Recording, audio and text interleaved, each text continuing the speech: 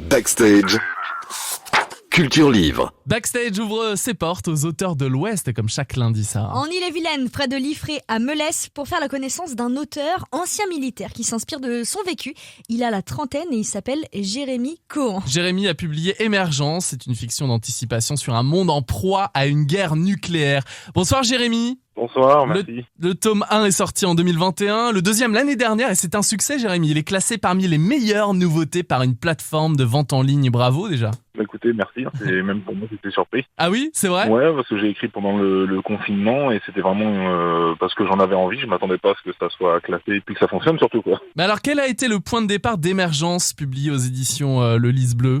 Eh bien, en fait, suite à la naissance de mes enfants, j'ai arrêté l'armée et pendant le confinement, j'avais pas mal de temps libre en plus de mon travail, donc je me suis mis à écrire et je me suis un petit peu inspiré de ce que j'ai pu voir à l'armée, de ce que j'y ai étudié, parce que j'ai été dans l'ingénierie nucléaire et avec les simulations.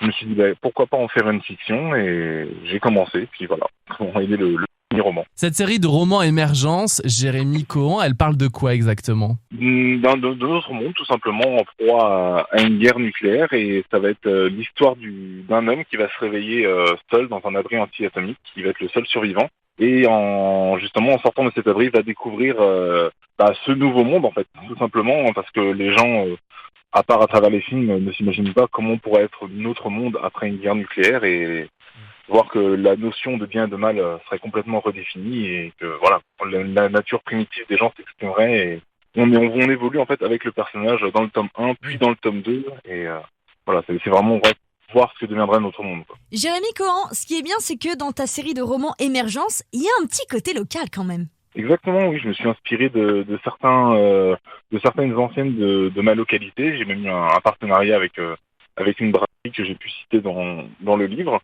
Et j'ai à Melesse, près de Liffré. Toujours à Melesse, près de Liffré. Donc je me suis mis sur cette localité-là, puis après je me suis un petit peu extirpé en Ille-et-Vilaine et puis sur le reste de la France. On en est où pour le tome 3, Jérémy ?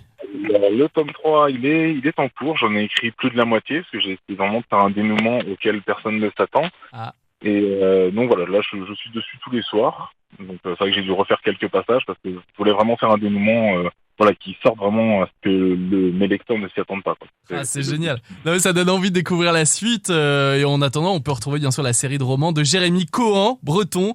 Ça s'appelle Émergence, tome 1 et tome 2. Ils sont toujours publiés aux éditions Le Lys Bleu. Eh bien, bonne inspiration pour le numéro 3 alors. Ouais, ça j'en doute pas. J'ai eu le temps d'écrire autre chose entre temps, mais voilà, le 3 va bientôt se faire.